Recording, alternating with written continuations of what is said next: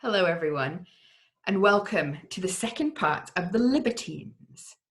So I hope that most of you were able to join us yesterday and were playing the Gothic bingo with me. I think you'll have found that even in that first chapter, you'll have ticked off a lot of them. If you haven't seen it, I do recommend go back now and look for it in my playlist. If you don't have time to do that, I'll give you a quick summary. We're introduced to the hero Alexo in the first chapter. He is in a monastery. We get the idea that he's there willingly, perhaps, but had been persuaded by his uncle Roderigo for potentially nefarious purposes. He overhears two monks, Jerome and Decaras, planning a murder, the murder of Amantha. Can't remember her actual name. And he stops the murder, earning their enmity. He flees the monastery. He gets recaptured, sent to the Inquisition, and there in his cell he finds a mouldering baby, the body thereof obviously, and a document which describes the history of Cleanthe, who was kidnapped by St. Jerome in order to satiate his lusts. But the baby's got nothing to do with her. It's got something to do with somebody called Jugurtha, and we don't know anything else about her. At the end of that chapter, Alexo's sort of preceptor comes in, Father Francis, who seems to be a goody, and gets him out of the Inquisition, or wants to. So that's where we are at the moment. I didn't do an outro yesterday. I didn't discuss the main themes within it. But the things to pick up on here is it's a very good step-by-step guide to almost all of the but all of the discourse against the Inquisition and against sort of Catholic or state religions, methods of control, hypocrisy, etc., as they were understood by this author at the end of the 18th century. So today we're going to continue, hopefully get through 2 chapters, so it's going to be a bit of a long one. We'll see. We'll see how long it takes me to read it. But I hope that you enjoy it along with me, because it's going to be ridiculous again. Okay, so starting from chapter 2, starting with the epigraph from Hamlet. But oh, what form of prayer can serve my turn and forgive me my foul murder? Jerome was conveyed from the audience chamber to his own private apartments in the prison, where he passed the night alone. He was continually agitated by the horrors of reflection, and an irresistible watchfulness seemed to hang upon his senses. About the hour of 1, a noise as of some person ascending a staircase was distinctly heard. He started, and raising his head gradually from his pillow, heard a voice utter in a mournful tone, "Oh, Francis, Francis, what a crime thou hast to answer for, murderer of Catherine!" "What can this mean?" he exclaimed. At that instant a sigh was heard, as from one in deep distress, when the words were once again repeated. He laid in a state of piercing anxiety until the light of day beamed in at the chamber window, when he rose immediately from his bed, and taking the lamp that was yet lit upon the table, opened the door of a closet, from whence the voice seemed to proceed, and after a strict search discovered a trap door before unknown to him. He lifted it up and descended a flight of decayed stone steps into a vault, where he perceived the mouldering relics of human beings, and one in particular that appeared from its state of putrefaction to have been thrown in but a few days. It was the body of a young, beautiful female, and Jerome naturally concluded that it must be the murdered Catherine. Retiring hastily from the vault, he carefully fastened the closet door and left the prison for his convent. When he reached his cell, he meditated upon the means he had discovered of gratifying his revenge against Francis. His hatred had become implacable, for as soon as Francis received Alexo's letter, he kept a strict watch upon the private steps of Jerome and Decaras, and ordered no person to be seen in the church after a certain hour, upon the pain of expulsion.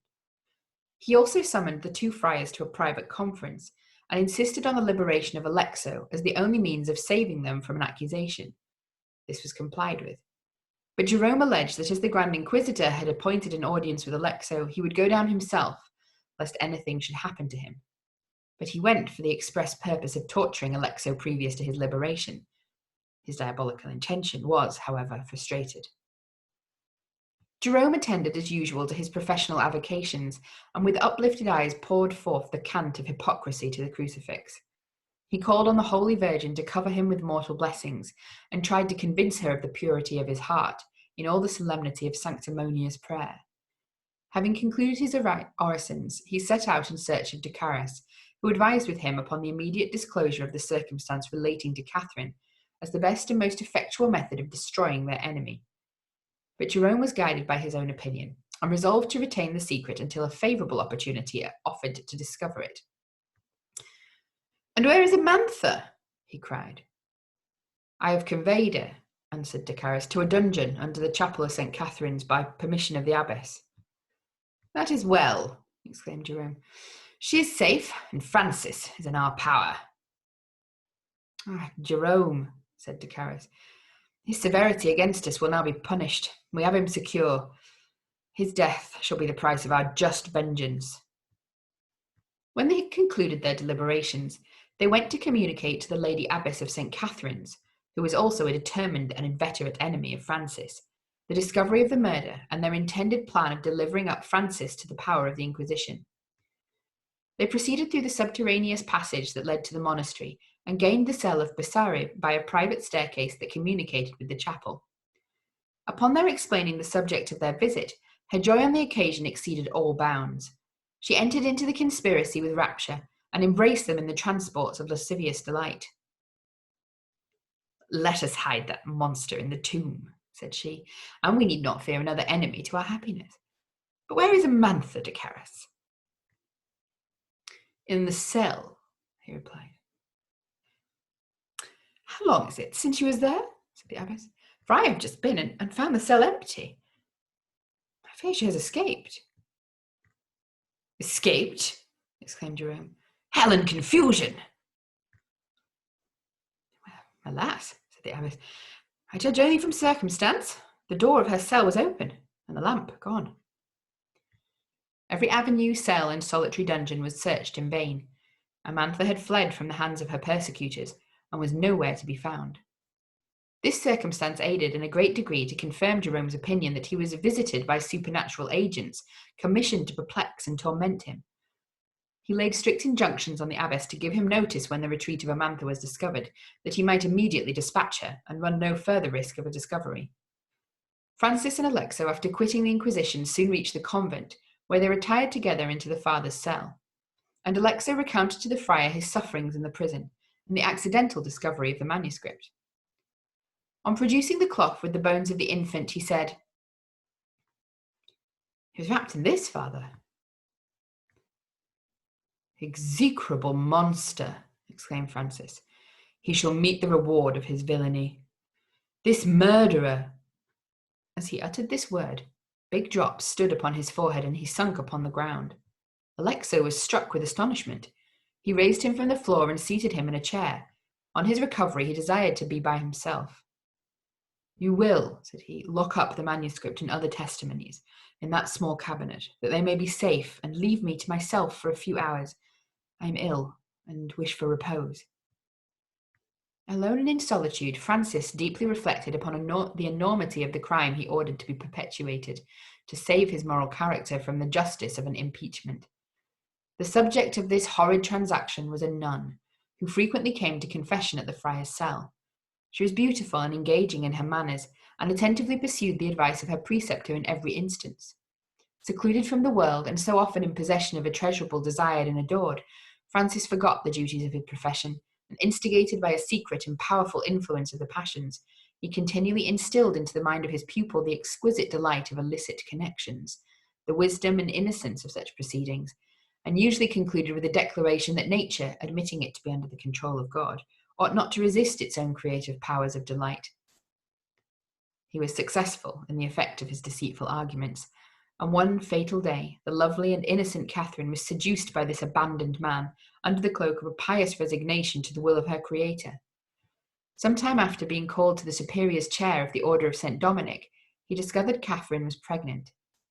Necessity has no law. He was obliged to get rid of her, and in such a way that would keep her friends and the world in ignorance. He therefore resolved, after some deliberation, to send her to the Inquisition with express orders for her immediate death. This rash determination was instantly put in execution, and the unfortunate and disconsolate parents could only mourn in private over the loss of their unhappy child. An inquiry concerning her fate would have been fatal to them, for the power of Francis was great, and they feared his revenge. Francis read the history of Cleanthe with the feelings of a man labouring under the burning pains of a disturbed conscience. He looked at the mouldering fragments of the infant with a degree of horror that almost bordered upon madness. He kissed the crucifix, but it had no effect. He prayed for the mercy of his God, but he seemed deserted. He could not reconcile in the moments of deliberate reflection the design of accusing Jerome from a self-conviction of his own impurity. But when he looked upon him as the enemy of Alexo and his rival in the convent, he determined upon discovering to the world the impious transaction of Jerome. When the night was far advanced, he left his cell, and entering the western cloisters, went towards the apartment of Alexo. From a small room that led into a subterraneous passage which communicated with caverns where the dead mouldered into dust, he saw two friars ascend with great caution. On closing the door of the vault, they extinguished the lamp which one of them carried, but as they hurried past the place where he had secreted himself, he discovered them to be Jerome and Decarus. When they had disappeared, Francis proceeded to the cell of Alexo, who was asleep on his couch, but he rose immediately he heard his voice at the door to admit him. In order to admit him. He was unacquainted with his crimes, but the agitation of his frame, his eyes swollen with tears, his pale and haggard countenance, convinced him that the mind of Francis was the prey of some private misery.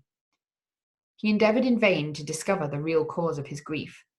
Francis evaded his questions with the most artful suspicion, and frequently referred to different passages in the manuscript as acts of the most horrid cruelty, purposely to avoid a conversation that did not tend to tranquillize his mind. Alexo demanded whether he intended to proceed against Jerome. Francis discovered some symptoms of fear, and said that though he thought he should be able to find out the relations of the deceased, and a public accusation from them would be more effectual than from him. "I'm satisfied, father, with his determination," said Alexo, "and feel confident that I leave in the hands of a faithful friend the only means of bringing a villain to punishment. Early tomorrow morning I shall bid a last adieu to this detestable sanctuary for persecution, debauchery, and murder. I'd rather wander through the world in indigence and misery than become the unprovoked foe of innocence and virtue. Your most holy Catholic religion, Oh, there's a page jump again.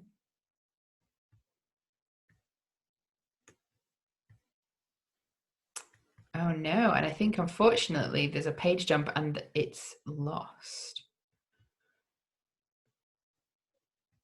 Oh no, we're okay. Sorry about that.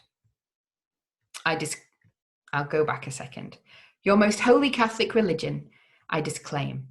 The feelings of my own heart shall be the revealed religion of Alexo. If I never see thee more, father, be careful and preserve the manuscript and fatal relics that I have entrusted to you. Early in the morning, Alexo quitted the convent, and having been furnished with some money by Francis, strolled about the streets of Madrid until the hour of dinner arrived, when he went into an ordinary of some repute. A little time after he was seated, an old gentleman came to the same table and accosted him in terms of politeness. They entered into conversation, and Alexo soon discovered that he was a country steward to a rich Jew in the metropolis. Alexo endeavoured to profit by this hint, and ingratiated himself with the steward. His wishes succeeded, and the old gentleman promised to assist him in procuring for him the place of tutor to the Jew's son, who was on the point of setting out on his travels into Portugal. "This is the very thing," said Alexo. "But when may I expect to hear from you again?" "Tomorrow morning," replied Pedro. "The hour and place of appointment you will find on that card." He put it into the hand of Alexo and wished him a good day. Alexo was punctually at the place appointed, and soon after old Pedro arrived. "I have succeeded," he cried, "in every respect beyond my most sanguine expectations. The Jew will admit you into his house and maintain you like a grandee until his son, whom he expects every day, shall arrive from the university, and then you are to set out for Portugal. But there are many traits in his character that you must be informed of. You'll pardon my trespassing upon your time and patience by repeating them." Alexo bowed respectfully. I must know then, in the first place, what religion you are of. I cannot tell, for I have no name for mine, replied Alexo. So much the better, said Pedro, for the Jew is the most notorious vagabond in that respect that ever breathed. He is also a Jew Christian, that is to say, he eats fat pork for his Friday's supper and calls it forbidden venison. The tribe are afraid it is the forerunner of his becoming a proselyte. In the next place, he keeps an old, ugly, ill-tempered, deformed woman to dress his victuals and rub his back with flannel and salt at the fall of the leaf. Never mention the devil in his presence, not that he is frightened at the bugbears of his horns, cloven feet, barbed tail, and flaming pitchfork, but he says very judiciously that the worst principle in human nature is endeavouring to make unnecessary enemies. He therefore avoids affronting this mighty potentate. Talk to him about that bearded patriarch, the wandering Jew, and if you try to trace a relationship, you will never want his friendship. You may depend, said Alex, upon my observing your directions. Then, replied Pedro, we will take a bit of cold fowl and go immediately to his house. After he had gorged the major part of a delicate pullet and swallowed down a pint of most excellent wine, he desired Alexo to pay the bill, and they then set out for the Jew's house. Traversing several dirty streets, they at length arrived at a small house in a dark courtyard at the extremity of a long, narrow lane. Pedro rapped at the door. An old woman opened a grate, and on seeing him exclaimed, "Odds my wits! Is it you?" The door was instantly unbarred, and they were ushered into a hall that resembled the common room for prisoners in a country jail. The spiders were at work in every corner, and 3 starved cats lay stretched before a small fire. The Jew was soon made acquainted with their arrival, and he ordered them upstairs. Alexo was introduced by Pedro to the old gentleman, who was writing at a table in a large folio book. His beard had grown to a formidable length, and his frowns appeared the effect of age. He received Alexo by a nod of his head, but spoke not on any subject until supper. He then told him to eat, and after he had finished his supper he might retire. He rang a bell, and when the old woman appeared with a lamp and conducted him into a desolate and gloomy apartment. The old tapestry was fallen into total decay, and the wind whistled through the ruined waistcoat in shrill and melancholy tones. He examined the bed, but found that the furniture corresponded with the room. His mind was now harassed with unpleasant reflections.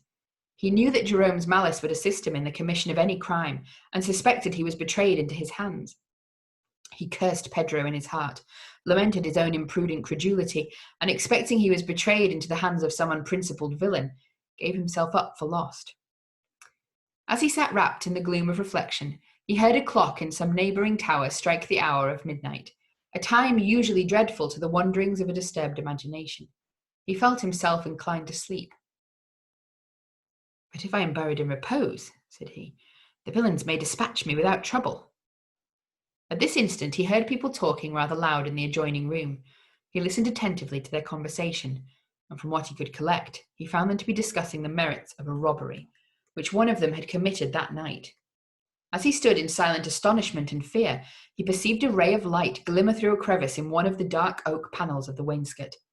He lost no time in satisfying his curiosity, and on looking through the aperture, he saw 2 armed men eagerly watching a monk, who was weighing with great accuracy a quantity of old embossed plate, amongst which he observed several censers, crucifixes, and consecrated candlesticks. A noise as of persons ascending the stairs was heard ere the villain had finished his business. "Quick," said he to the thieves, "escape into this closet." They had scarce closed the door when 3 ruffians entered the apartment, bearing the body of a well-dressed cavalier in their arms. When they laid their masks upon the table, the brutal malice which appeared to envelop their countenances fully illustrated their characters: sanguinary, cruel, and rapacious. They nodded assent with their heads when the monk laid his finger on his lips as a signal for silence, and began stripping the body of the unfortunate stranger, which they soon after conveyed from the room, preceded by the monk who carried a lamp. Alexo, during the remainder of the night, experienced the most poignant sensations of horror and distress, and as the hoarse murmurs of the wind mingled with the rattling of the decayed casement, he started with involuntary dread. For anticipating his fate, he heard the sound as a prophetic warning of his murderer's approach. He had accidentally, when he left his order, brought away with him a book of little poems, which belonged to the convent library. He often lamented the indiscretion, but he now found it an inestimable treasure. He had in his leisure moments marked the most admired pieces in the work, and from one of that number I copy the following. Ode to Meditation. Oh, guide me to some moonlight glade, to rural ways or silent shade, where silver streams or beds of amber flow, to hear the merry bells or shepherd's lute, that cheer the sylvan scene when all is mute, averting oft the secret powers of woe. Attend me as the setting day the western hills with varied light illumes, and on the battlements of ruin near, the lonely redbreast sings a farewell lay. For then I love to pace the grass-worn way, through churchyard dim and midst the mouldering tombs, to drop the sacred tribute of a tear. But when the funeral hymn is heard to swell along the twilight pathway on the gale, then meet me in some sainted pile, where gloomy horrors seem to smile, and glimmering tapers cast a feeble light upon the sculptured mansions of the dead, dark seat of silent melancholy. Or if I seek yon gloomy spreading yew, when deathbirds pierce with shrieks the ears of night, to weep beside misfortune's cold deathbed, o'ergrown with deadly weeds of sable hue, teach me to feel the sorrows that I mourn of those departed. Let the breath of folly taint not the mind with thoughts unholy, but as with inspiration fraught its powers display, whilst friendship bends to kiss the hallowed clay. Sublimely when the bosom of the ocean swells, and billows onwards roar with hideous roar, lashing with idle rage the impending steep, then let me feel the impulse of thy power, in sea-worn cliffs or hollow winding dells, that echo the wild howlings of the deep, and the loud groan of misery. The seabirds scream and lovers' frantic cry, as sinks the shattered bark deep in the foaming tide. One night, after having watched in vain for the arrival of the monk and his bloody associates, he ventured to lay down upon his couch and try to refresh himself with a few hours' repose. He had scarce closed his eyes when he heard a female with a voice of exquisite melody singing to a lute. The air was plaintive, and the song expressed the sorrows of misfortune. "Where am I?" he cried, frantic with distress. "To what a place has this execrable villain Pedro transported me? Every night I discover fresh circumstances that convince me it is the resort of rapine and murder. That lovely stranger, who mourns her fate in such sweet enchanting melody, perchance is the victim of Jerome's cruelty. I would that I could assist her." In the transports of his passion, he ran to the door and endeavoured to force it open, but the old duenna had carefully and effectively guarded against such an attempt. He sat for some time listening for a repetition of the song, but he heard it no more. In the morning he was summoned by the Jew to his chamber. When he appeared, the old man was writing at a table, and a friar in a grey habit was sitting by his side. On finishing a letter, he delivered it to the friar, who left the room. The Jew then expatiated largely on the virtue and abilities of his confessor, as he styled him, and proposed that Alexo should apply to him for the letters of recommendation to his monastic friends in Portugal. But this Alexo declined, and the Jew did not press it. Alexo now was convinced that Pedro had betrayed him into the hands of a villain, and expected nothing but a violent death for his credulity. About an hour before dinner, the long-looked-for son was announced. He was received with apparent affection by the old man, and formally introduced to Alexo. His face was of a malignant, rough cast, and his height gigantic. He was booted and wore a long black cloak, which he threw open without thought when he entered the room, and with the greatest horror Alexo discovered a large sabre suspended from a girdle in which he carried a brace of pistols and a dagger. A general conversation took place, and the son appeared to know a great deal of the world, but was very ill-bred. Besides this circumstance, Alexo was surprised to see a student of the University of Salamanca equipped like a robber or a traveller that was entering a forest in Germany. He soon discovered his principles from the secret signs which by accident he saw pass between him and the Jew, who was disconcerted at his coming into the room armed. In the evening, Alexo and his pupil considered the best route to Almeida, the town of their destination, and having fixed upon it, retired to rest. Early in the morning, Gaspardo, for that was his name, held a private conference with the Jew, and as Alexo supposed, received his final instructions. For about 5 o'clock the mules were ordered to the door, and the pupil with his tutor set out for the kingdom of Portugal. In the morning he was summoned by the Jew to his chamber. When he appeared, the old man was writing at a table, and a friar in a great... that's another repeated passage. Chapter 3. So they've just set out on their journey. Chapter 3. The epigraph is from Milton. Whence and what art thou, execrable shape, that darest, though grim and horrible, advance thy miscreated front athwart my way? In the convent garden of St. Dominic were groves, fashioned by the ingenuity of man with such peculiar romantic beauty that no spot, even by nature wild and solitary, could afford a more enchanting resort for those who love to indulge the powers of contemplation, or the secret pleasures of melancholy in the glooms of solitude. To one of these sacred walks did Francis retire at midnight, buried in deep reflection. He seated himself beneath the luxuriant branches of a cedar that grew by the side of a beautiful rivulet, and taking the bones of the infant which Alexo had left with him from his pocket, he surveyed them with a degree of distracting horror too powerful for description. "If these are the punishments beyond the grave," he exclaimed, "severer than the torments I now endure, to die is but to plunge deeper into the gulf of misery. What if I doubt the truth of this opinion?" Almost stupefied with the excess of grief, the friar rose from his seat and wandered he knew not whither. As he turned into a solitary walk of towering limes, a form passed him, to all appearance the phantom of Catherine. He stood almost motionless with horror near the spot for a few minutes, when the sound of music floated upon the breeze, and as it died away he heard a voice chant the following lines: "Much sorrow, misery, and woe attend the wicked. For the deed thy tears will never cease to flow, thy heart will never cease to bleed, but you will languish life away in anguish, horror, and dismay." He had read of spirits and warning voices heard at midnight by villains, and impressed with the truth of this idea, he precipitately left the garden. For those lonely walks, once his favourite haunt, when philosophy and contemplation broke in upon his hours of rest, now terrified him with their sacred solemnity and silence, and the man who of late was the idol of his brotherhood became at once the prey of an insupportable misery flowing from the horrors of a guilty conscience. Ere the matin bell had ceased, he joined the monks in the chapel, but his air and manner bespoke the disorder of his mind.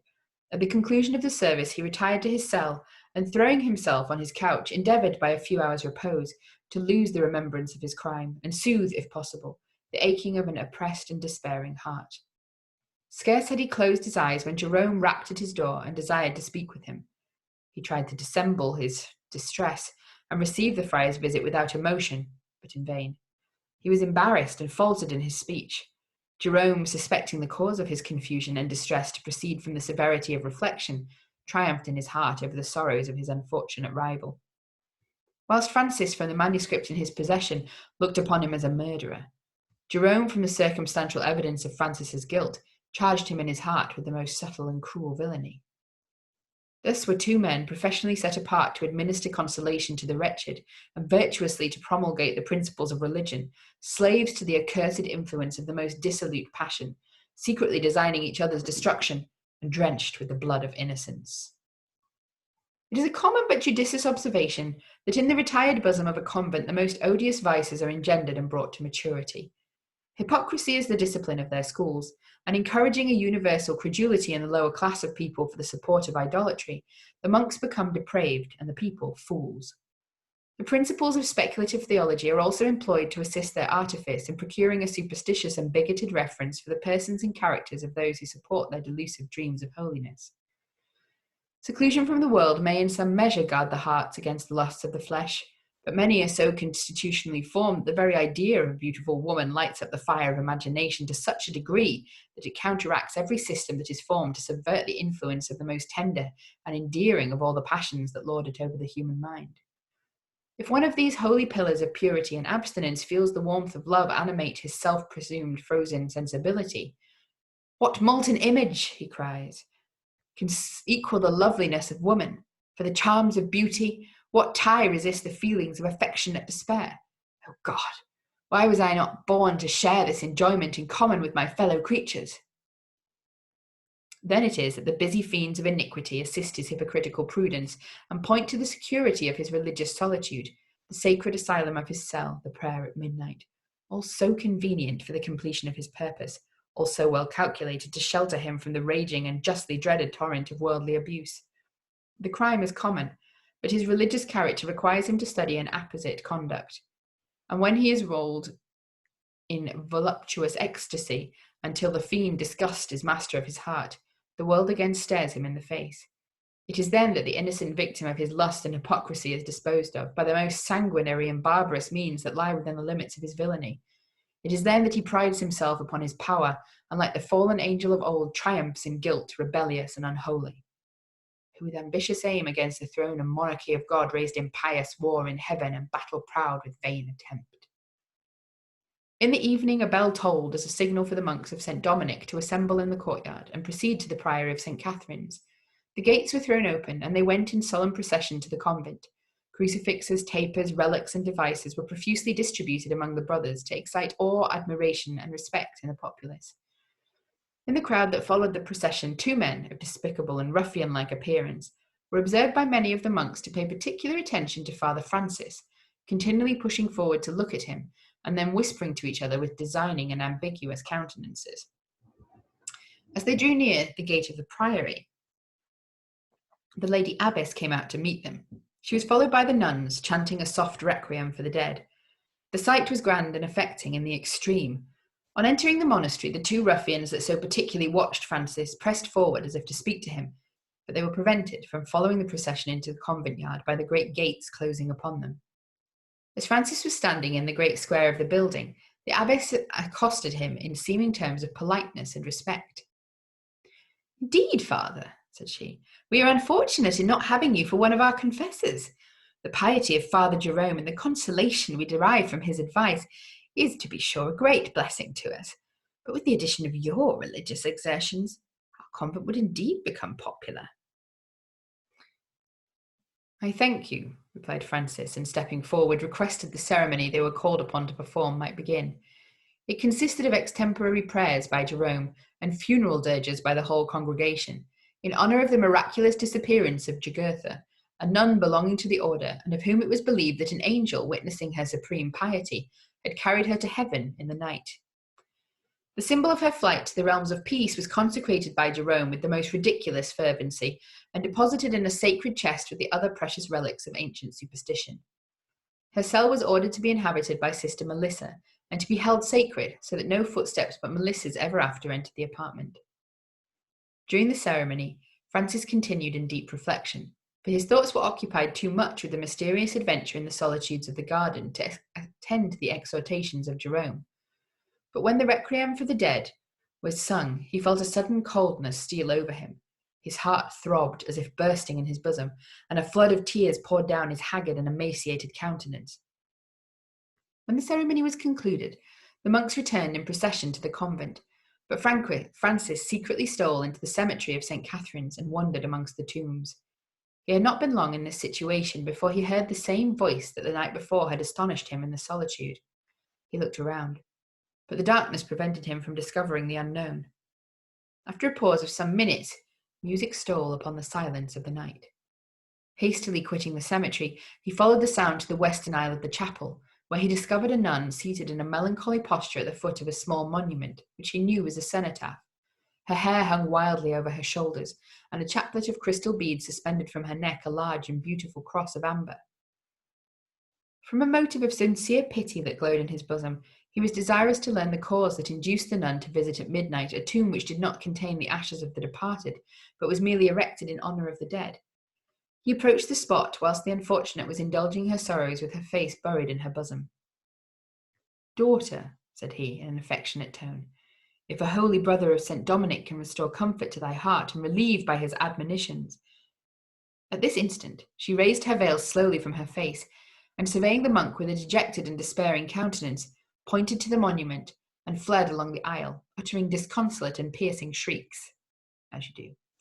He took the lamp she had left upon the ground and surveyed the tomb. No language can express his horror, his confusion, his distress, when he read the following words: "To the memory of Catherine, daughter of Don Juan de Castillas, who is hurried in the meridian of youth and beauty to the grave. Her disconsolate friends have erected this monumental tablet to perpetuate the memory of a beloved and only child. Peace be with her spirit." "Amen," cried the terrified monk. "Amen." He dropped the lamp upon the ground and fled immediately from the chapel into the cloisters, from whence he gained the street unobserved. The night was very dark, and as he hurried to his convent, he was met by the 2 men that followed him to the gates of the nunnery with such suspicious and inquiring conduct. "We request," said one, "your assistance, Father, to hear the confessions of a sinner who lies at a point of death." The mind of Francis was unequal to the task of administering consolation to the wicked, but considering himself bound by his religious vows to assist the distressed in prayer, he put several questions to them concerning their request, and having satisfied himself respecting the truth of it, consented to go with them. They led him into a remote part of the city to a small cottage, and one of them, taking a key from his pocket, opened the door and conducted Francis to the bedside of the penitent. Being left alone in the sick man's room, he drew back the curtains and discovered a pale, emaciated figure sitting upright in the bed. The man conjured the friar to use his religious power to the utmost limit to procure him a remission of sins, and discovered to the priest a train of the most atrocious villainies that ever man committed. He concluded his history in the following words: "But the crime, Father, that hangs the heaviest upon my conscience is a murder. I have told you that I was a torturer to the Most Holy Inquisition, and one night a lady of exquisite beauty was brought to me by a friar in a mask, who delivered me an order to dispatch her privately, and left in my possession a large bag of gold as a reward for my troubles. Oh, my Father, how shall I describe to you her piercing entreaties to live? For the sake of God, consider," she cried, "the infant I bear in my bosom." I burst into tears. Unable to perpetuate the deed myself, conveyed her to the convent of St. Catherine's, and gave the abbess a part of the reward to confine her in a dungeon and starve her to death. "Sinner," said the friar, "what was the name of this unfortunate lady?" "She told me that she was the daughter of Don Juan de Castillas, a wealthy gentleman who lived not far from the convent of St. Dominic. This is a picture, Father." He seized it and cried out in the most violent agitation of mind, "You are the murderer, then!" The villain uttered a loud shriek and pointed to the foot of the bed. "It's there," he cried. "It's there. See how the spectre glares at me. It holds a bloody dagger in its fleshless hand. It approaches. Oh God! Save me, Father! Save me!" The wretch grasped the trembling and almost senseless friar by the arm. "Exert yourself, or I shall be plunged into the deepest pit of hell. Look at it. Speak to it. Protect me."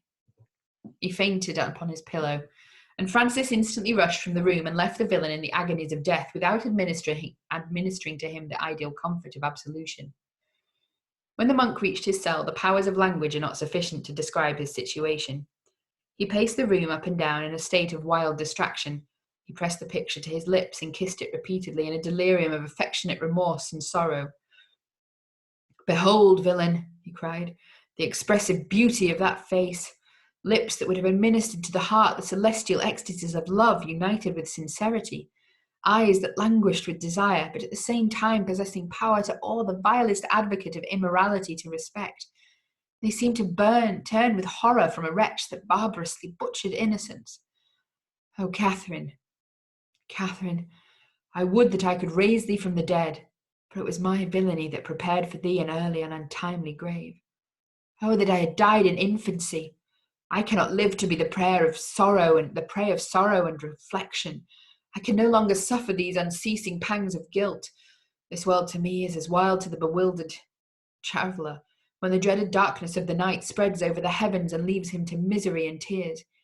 Oh my God, how weak are the bonds of reason, how frail the judgment of man, when the momentary sweets of dissipation can tear them asunder and blast his happiness for ever." He had neglected in his distress to fasten the door of his cell, and with incredible surprise he observed it open and his implacable enemy Jerome enter the apartment. "Father," said he, "I had retired to rest, but Brother Anselm, who devotes his time to philosophical pursuits, and who prefers the night for study and contemplation, overheard your exclamations, and, pitying your distresses, immediately called me from my bed to render you assistance and comfort. By this time the monks are assembled in the refectory, probably waiting with anxiety for my return to know the result of my visit. Disclose to me, Father, he continued with a smile of affected compassion, the sufferings of your heart. Look upon me as your friend, your brother. In iniquity I do, replied Francis haughtily. Beware, exclaimed Jerome, how you wantonly insult me, or belie my character. Contempt begets hatred. I would unfold a tale, Francis, that would soften the most obdurate heart to pity, and stimulate the most inactive mind to indignation and revenge. If you had loved Catherine, the friar started from his place and caught Jerome by the arm. Speak on. Load me with reproaches. Curse me and despise me, for I do acknowledge myself to be a villain. But first, respect the memory of Cleanthe. It is impossible to describe the sensations of Jerome when Francis discovered to him that he was in possession of a secret on which his life depended. He stood for some minutes as one struck senseless by the lightning of heaven. Go, said Francis as the tears flowed down his cheeks. Go and be at peace. We probably may never meet again. When Jerome had quitted his cell, Francis prayed with devout contrition during those intervals when despair left him to the torments of reflection. Early in the morning, he wandered alone in the avenues of the garden, and as he passed a bed of poisonous plants which he had cultivated for chemical experiments, the dreadful alternative of suicide struck him, as the only method to save him from a public trial and the horrors of a violent death by the hands of the executioners. He accordingly gathered a quantity of those fatal flowers, and distilling from them the baneful juice, infused it into his drink, and swallowed it the following night, previously commending his soul to the mercy of God. When the poison began to operate, his senses forsook him, and he raved violently, cursing the hour of his birth, repeating the name of Catherine, and continually imploring the mediation of his Saviour with God for his salvation. The brotherhood, alarmed at the noise, ran to his cell, but too late to relieve him. They administered medicines, but in vain. He continued in a state of distraction until noon, when the agonies of death seized him, and he expired, a most deplorable and melancholy spectacle. Thus died a man who, from the natural benevolence of his disposition and the goodness of his heart, might, from an intercourse with mankind, have been happy and beloved. But buried in the solitude of a convent, and deprived of all the habits that connect themselves with the necessary and social comforts of life, he was on the first dawning of a brutal passion become its slave, and yielding to its fatal influence, lived the prey of wretchedness and horror, until the miseries of his conscience compelled him to insult his God by precipitating his guilty soul into his divine presence, without one prayer repentant to avert the just and dreaded punishments of hell. A secret and malignant triumph spread upon the countenance of Jerome when he beheld the unhappy Francis stretched upon his couch a lifeless corpse. As he stood by the body, he discovered the picture of Catherine, and snatching it hastily from the bosom of Francis, examined it with profound attention, and then concealed it in his pocket. Jerome and de Caras, the first opportunity, searched the cell of Francis with the strictest attention. They found in it the manuscript with the bones of the infant. Jerome instantly destroyed the manuscript, and wrapping the bones in cloth in an old napkin, he consigned them at midnight to the earth, enjoining at the same time de Caras to profound secrecy. So that's the end of 2 chapters for today. A little bit of a roller coaster ride there in terms of what happened, and a little bit dark, obviously, there at the end.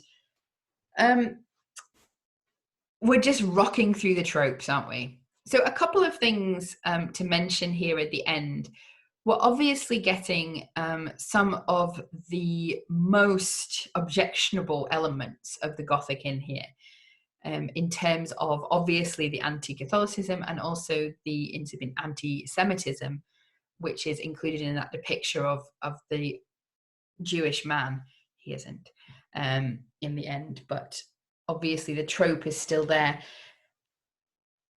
Just in case you're not aware of the context and why he was called a Jew Christian, it refers to the conversos of Spain, so the Jews who converted or were forcibly converted to Christianity and were some of the primary victims of the Spanish Inquisition. So there you go. So yes, it's going to be a really interesting text to talk about on Saturday, and everything that's going on in there. But I hope that it's hooked you in. We're going to keep reading. and find out what happens next. And I hope that you got a few of your bingos to cross off there. Seems very dark at the end of this particular chapter, but we are crossing off tropes like nobody's business here. The house of bandits, the imprisoned woman with some sort of musical instrument, all Gothic classics. I particularly love the way that we had a poem there in the middle, and that's what you do, isn't it, when you're sort of in a house full of robbers. Certainly it would be my first move, is to crack out the old poetry. And also only check the door about 3 days in to see if it's locked, as you do. Anyway, I will see you tomorrow. I hope you enjoyed the reading, and good night.